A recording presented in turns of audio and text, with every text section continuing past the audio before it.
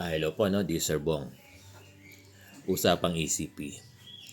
May tanong yung Teacher 6. Sabi niya, Sir, approve na po ako sa Teacher 6. Actually, may item na sila. Teacher 6 na sila, no?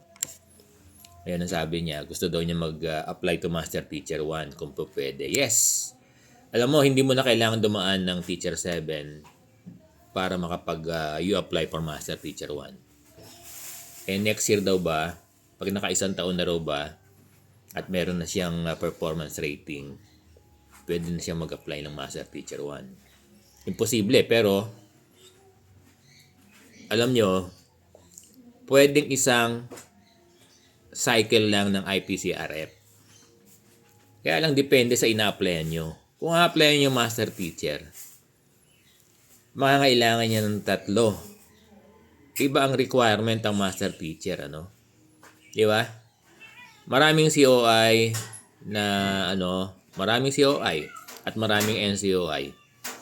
Di ba? Yung iba 8 COI, di ba, yung sa beginning o 4 lang yata, ano? Pero ito, it will require, pag ay Master Teacher, it will require number of COI and NCOI. Tapos dapat may mga outstanding pa, di ba? Sa COI, NCOI. Kung isa lang yung cycle ng IPCRF mo na Teacher 6, baka hindi kayanin. Kung 2 lang, baka hindi rin kayanin. Kaya para sigurado ka, dapat meron kang 3 kumpletong cycle ng IPCRF na Teacher 6 bago ka makapag-apply ng Master Teacher 1. So, naintindihan ba? So, pwede rin ganito yung pattern sa iba, no? Kung Teacher 3 ka naman at mag-apply ka ng Teacher 6, halimbawa, approve at Teacher 3 ka na, no? Okay, dahil from Teacher 1, using nag-apply ka under ECP, Teacher muna ang Teacher 3 muna ang in-applyan mo na Teacher 4. Di ba? O, pwede kang Teacher 4. Halimbawa, ano? O, sige, balik tayo sa Teacher 3. Ang gulo ni Sir Bong, ano? So, nagamit mo na yung mga IPCRF mo, di ba? Ngayon, gusto mo na mag-apply ng 3, 4, 5, 6. Teacher 6 applyan mo. After a year ba, pwede ka na mag-apply ng Teacher 6? Depende.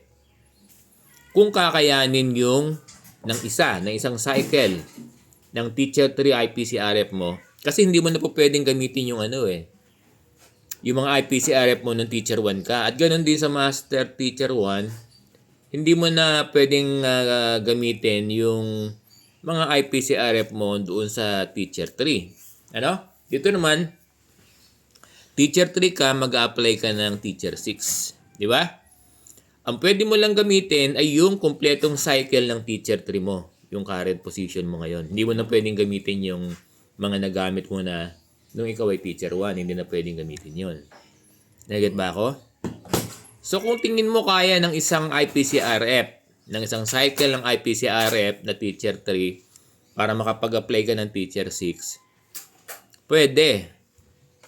Kaya lang, to my understanding, hindi kakayanin ng isang IPCRF yung Teacher 6 dahil madami ding yung COI at COI. Tignan mo sa dalawang IPCRF, maka 2 years ka sa Teacher 3. Kumpletong cycle ng Teacher 3, nakadalawa ka ng IPCRF.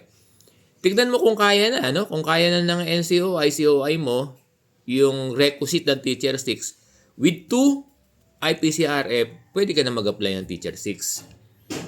Did you get?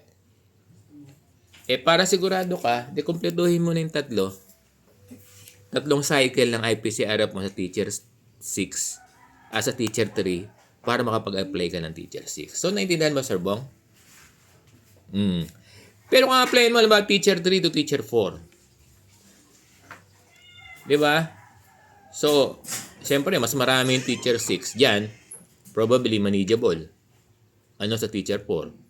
Kung tingin mo yung isang IPCRF na kumpletong cycle mo na Teacher 3 ay pwede na sa Teacher 4, you can apply. Pero kung hindi, 2 kumpletong cycle. So, nagiget ba sa Sir Bong? Doon sa mga tanong na, kailangan po ba 3 IPCRF? Ito na yung sagot. Nagagat nyo ba? Kailangan po ba taon-taon? Ito na yung sagot. Diba? Nagkakagat ba? Basta makukomplain nyo yung required number of NCUI nung ina-apply nyo, pwede. Kung kaya ng isa, de isa. Kung hindi kaya ng isa, dalawa. Kung hindi kaya ng dalawa, yung tatlo.